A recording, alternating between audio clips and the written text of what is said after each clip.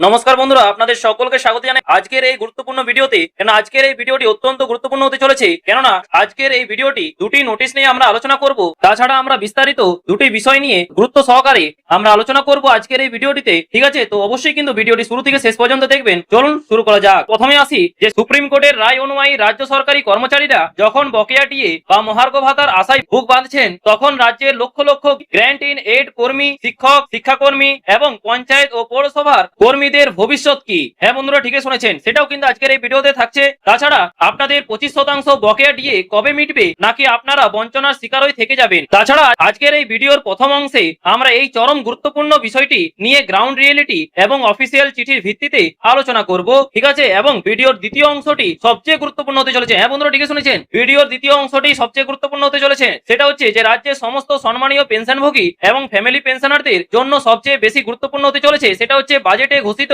20% DA বৃদ্ধির পর আপনার ব্যাংক অ্যাকাউন্টে ঠিক কত টাকা বেশি ঢুকতে চলেছে, সেটাই কিন্তু আজকের এই ভিডিওতে আলোচনা করব। তাছাড়া অনেকেই বুঝতে পারছেন না যে কমিউটেশন থাকলে বা না থাকলে হিসাবটা কেমন হবে। আপনাদের আর কারো কাছে গিয়ে জিজ্ঞাসা করতে হবে না। ঠিক আছে, আজকের এই ভিডিওতে আপনাদের অন স্ক্রিনে হাতে কলমে একদম সহজ ভাষায় আপনাদের পেনশনের ক্যালকুলেশন করে দেখাবো, এবং ভিডিও শেষের ওই হিসাবের অংশটি আপনারা নিজেদের মোবাইল স্ক্রিনে মিলিয়ে নিতে পারবেন। তাই রাজ্যের সমস্ত সম্মানীয় শিক্ষক, পঞ্চায়েত কর্মী, পৌরকর্মী এবং বয়স্ক পেনশনভোগীদের কাছে অনুরোধ, আজকের এই ভিডিওটি 1 সেকেন্ড স্কিপ করবেন না, শেষ পর্যন্ত দেখতে থাকুন, অবশ্যই উপকৃত হবেন। চলুন শুরু করা যাক। মূল বিষয়ে আসার আগে আপনাদের কাছে একটা বিনীত অনুরোধ যে আপনারা অবশ্যই কিন্তু চ্যানেলে যদি নতুন হয়ে থাকেন তো অবশ্যই কিন্তু চ্যানেলটিকে সাবস্ক্রাইব করে পাশের বেল আইকনটি প্রেস করে রাখবেন, যাতে আমি চাই না যে পরবর্তীতে কোনো গুরুত্বপূর্ণ আপডেট মিস যাতে হয়। ঠিক আছে, এবং খুবই গুরুত্বপূর্ণ ভিডিও কিন্তু আসতে চলেছে পরবর্তীকালে, যে সপ্তম পে কমিশন যদি লাগু হয় পরবর্তীকালে, এবং সত্যিই কি সেটা লাগু হবে? অনেক ক্ষেত্রে অনেক সোশ্যাল মিডিয়াতে কিন্তু এখন গুরুত্বপূর্ণ আলোচনা হচ্ছে যে সপ্তম পে কমিশন লাগু হবে না নাকি, সেই বিষয়েও কিন্তু পরবর্তী ভিডিওতে আমরা বিস্তারিত আলোচনা করব। ঠিক আছে, তাছাড়া সপ্তম পে কমিশন লাগু হলে কত টাকা আপনাদের বেতন বৃদ্ধি হতে চলেছে সেটাও কিন্তু পরবর্তী ভিডিওতে কিন্তু আমরা নিয়ে আসতে চলেছি। চলুন এবারে শুরু করা যাক। তো বন্ধুরা, আপনার স্ক্রিনে দেখতেই পাচ্ছেন যে 25শে জুন, হ্যাঁ বন্ধুরা ঠিক শুনেছেন, 25শে জুন 2026 তারিখের একটি অত্যন্ত গুরুত্বপূর্ণ চিঠি। এই চিঠিটি দিয়েছে শিক্ষানুরাগী ঐক্য মঞ্চ, তাই না? এটা আপনারা অলরেডি আগের ভিডিওতে দেখেছেন। তাছাড়াও একটু আলোচনা করে দিই, অনেকেই হয়তো এই ইনফরমেশন থেকে অনেকেই বঞ্চিত। ঠিক আছে, তাছাড়া আমাদের ক্যালকুলেশন তো থাকছেই শেষে। ঠিক আছে, আপনারা অবশ্যই উপকৃত হবেন। দেখুন, চিঠিটি পাঠানো হয়েছে মাননীয় মুখ্যমন্ত্রী এবং রাজ্যের মুখ্য সচিব এবং অর্থ সচিবকে। বিষয়টি কি? বিষয়টি হলো অত্যন্ত স্পর্শকাতর। সুপ্রিম কোর্টের রায় অনুযায়ী রাজ্য সরকারি কর্মীদের জন্য 25% বকেয়া ডিএ মেটানোর কথা হলেও রাজ্যের গ্র্যান্ট ইন এইড প্রতিষ্ঠান, অর্থাৎ আমাদের সম্মানীয় শিক্ষক, শিক্ষিকা, শিক্ষাকর্মী এবং পঞ্চায়েত ও পৌরসভা কর্মীরা আজও কিন্তু সেই বকেয়া ডিএ থেকে বঞ্চিত।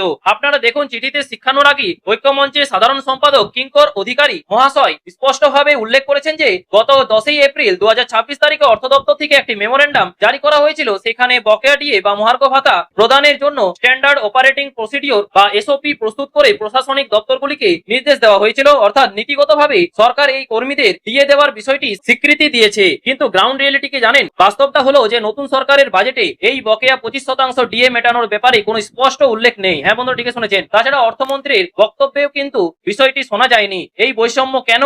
এবং গ্র্যান্ট ইন এইড প্রতিষ্ঠানের কর্মীরাও তো রাজ্য সরকারেরই অবিচ্ছেদ্য অংশ, তাই না? তাই আইনসম্মত এবং ন্যায় বিচার ও মানবিকতার ভিত্তিতে অবিলম্বে এই 25% বকেয়া ডিএ মিটিয়ে দেওয়ার জোরালো কিন্তু দাবি জানানো হয়েছে।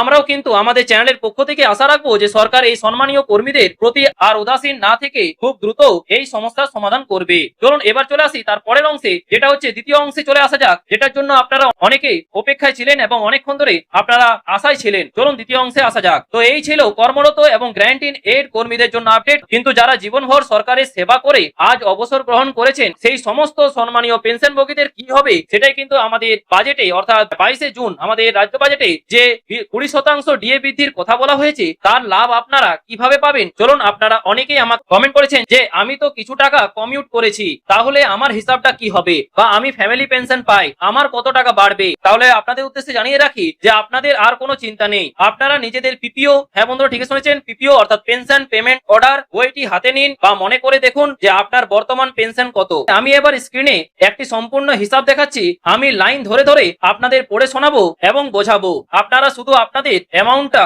ওই জায়গায় বসিয়ে নেবেন, তাহলে কিন্তু আপনাদের হয়ে যাবে। চলুন সরাসরি স্ক্রিনে যাওয়া যাক। আপনার স্ক্রিনে দেখতেই পাচ্ছেন। তো নমস্কার বন্ধুরা, আজকের এই বিশেষ ভিডিওতে আপনাদের সকলকে স্বাগত জানাই। বাজেটে 20% মহার্ঘ ভাতা বা ডিএ বৃদ্ধির পর কর্মরত সরকারি কর্মচারীদের পাশাপাশি পেনশনারদের মনেও সবচেয়ে বড় প্রশ্ন যে আমার পেনশন ঠিক কত টাকা বাড়তে চলেছে।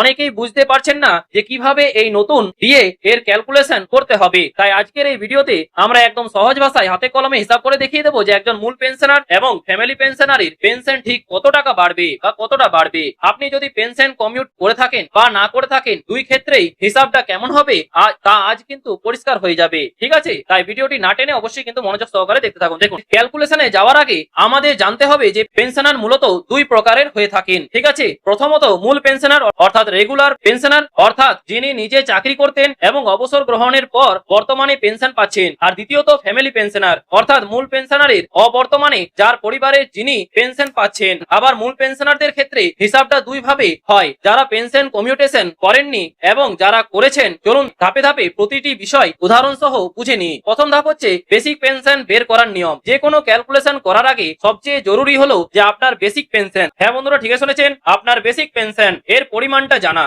ঠিক আছে, এটি আপনি আপনার পিপিও থেকে খুব সহজেই জানতে পারবেন। কিন্তু রোপাতে পরিবর্তনের কারণে বা অন্য কোনো কারণে যদি আপনি আপনার বর্তমান বেসিক পেনশন না জানেন, তাহলে একটি সহজ সূত্রের মাধ্যমে সেটি বের করে নিতে পারেন। সূত্রটি হলো, আপনারা স্ক্রিনে দেখতে পাচ্ছেন, সূত্রটি হলো যে বর্তমানে ব্যাংকে প্রাপ্ত টোটাল পেনশন মাইনাস 500 টাকা মেডিকেল অ্যালাউয়েন্স ভাজিত 1.18 দিয়ে করলেই কিন্তু ইকুয়াল টু আপনার বেসিক পেনশন আপনি পেয়ে যাবেন। চলুন এবার সরাসরি উদাহরণে যাওয়া যাক। যে দ্বিতীয় ধাপ হচ্ছে, সেটা হচ্ছে মূল পেনশনার যিনি পেনশন কমিউট করেননি। ধরে নিন আপনি বর্তমানে প্রতি মাসে মোট 18,000 টাকা পেনশন পাচ্ছেন। ঠিক আছে, তাহলে সূত্র অনুযায়ী আপনার বেসিক পেনশন হবে 18,000 টাকা মাইনাস 500 অর্থাৎ ইকুয়াল টু 17,500 টাকা। এবার সেই 17,500 টাকা দিয়ে ভাগ করবেন 1.18 দিয়ে। ঠিক আছে, তাহলে আপনি ইকুয়াল টু পেয়ে যাবেন 14,830 টাকা। আপনারা সেটা স্ক্রিনে দেখতেই পাচ্ছেন। এটি হলো আপনার বেসিক পেনশন। এবার এই 14,830 টাকার ওপর নতুন 20% ডিএ হিসাব করতে হবে। ঠিক আছে, অর্থাৎ 14,830 টাকার 20% হচ্ছে,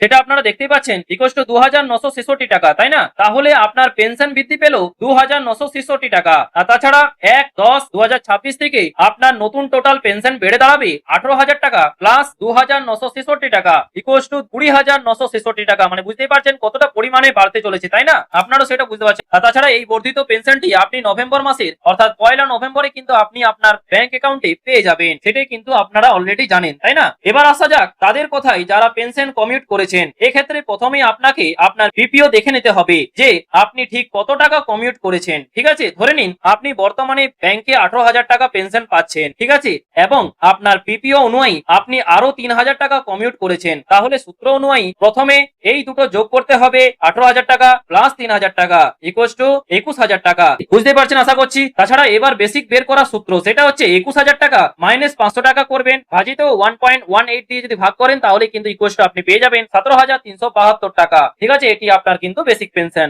এখন এই 17,372 টাকার ওপর 20% ডিএ বৃদ্ধি পাবে, অর্থাৎ 17,372 টাকার 20% হচ্ছে 3,474 টাকা। এক্ষেত্রে 1/11/2026 থেকে আপনার ব্যাংকে প্রাপ্ত টোটাল পেনশন হবে 18,000 টাকা, আগের প্রাপ্ত অর্থ প্লাস 3,474 টাকা অর্থাৎ নতুন ডিএ ইকুয়াল টু হচ্ছে আপনার 21,474 টাকা। মানে বুঝতে পারছেন কতটা পরিমাণে বাড়তে চলেছে, তাই না? এরপর চলে আসি পেনশনারদের ক্ষেত্রেও ক্যালকুলেশনের নিয়মটি প্রায় একরকমই। ধরে নিন একজন ফ্যামিলি পেনশনার বর্তমানে মোট 15,000 টাকা পেনশন পাচ্ছেন। ঠিক আছে, তাহলে সূত্র অনুযায়ী 15,000 টাকা মাইনাস 500 টাকা যদি আপনি করেন তাহলে ইকুয়াল টু হচ্ছে আপনার 14,500 টাকা, অর্থাৎ 14,500 টাকা ভাজিত 1.18 দিয়ে যদি ভাগ করেন তাহলে ইকুয়াল টু আপনি পেয়ে যাবেন 12,288 টাকা। এটাই কিন্তু আপনার বেসিক পেনশন। এবার এই 12,288 টাকার ওপর 20% ডিএ হিসাব করলে দাঁড়ায় 2,458 টাকা, তাই না? আপনার স্ক্রিনে সেটা দেখতেই পাচ্ছেন। অর্থাৎ এই ফ্যামিলি পেনশনারের মোট পেনশন বেড়ে হবে 15,000 টাকা প্লাস 2,458 টাকা ইকুয়াল টু আপনি পাবেন 17,458 টাকা। তো বন্ধুরা আপনারা বুঝতে পারছেন যে কতটা খুশির খবর, তাই না? আশা করি আজকের এই ভিডিওটি দেখার পর বাজেটে ঘোষিত 20% ডিএতে আপনার নিজের পেনশন ঠিক কতটা বাড়ছে তা আপনি নিজেই এই পদ্ধতি ব্যবহার করে খুব সহজেই ক্যালকুলেশন করে নিতে পারবেন। আমি যথাসাধ্য চেষ্টা করেছি যে প্রতিটি বিষয়কে একদম জলের মতো পরিষ্কার করে দেওয়ার। ঠিক আছে, এবং ঠিক আছে বন্ধুরা, এবং ভিডিওটি ইনফরমেটিভ মনে হলে এবং আপনার উপকারে এলে অবশ্যই একটা লাইক করবেন। এবং বিশেষ করে আমার একটি বিনীত অনুরোধ, আপনাদের পরিচিত যে সমস্ত বয়স্ক পেনশনার বন্ধুরা আছেন যারা হয়তো এই হিসাবগুলো সহজে বুঝতে পারেন না, তাদের সাথে অবশ্যই কিন্তু ভিডিওটি প্রচুর পরিমাণে শেয়ার করবেন, যাতে ওনারাও এই ইনফরমেশনটা পেয়ে অনেকেই উপকৃত হয়। ঠিক আছে, এবং অনেক উপকৃত হয়। এবং রাজ্য সরকারি কর্মী এবং পেনশনারদের জন্য যে কোনো গুরুত্বপূর্ণ আপডেট সবার আগে পাওয়ার জন্য অবশ্যই কিন্তু চ্যানেলটিকে সাবস্ক্রাইব করে পাশের বেল আইকনটি প্রেস করে রাখবেন, যাতে আমি চাই না যে পরবর্তীতে কোনো গুরুত্বপূর্ণ আপডেট মিস যাতে হয়। ঠিক আছে, তো বন্ধুরা আজকে এই পর্যন্ত, দেখা হচ্ছে পরের ভিডিওতে নতুন কোনো আপডেট নিয়ে। থ্যাংক ইউ, পাশে থাকবেন, সুস্থ থাকবেন।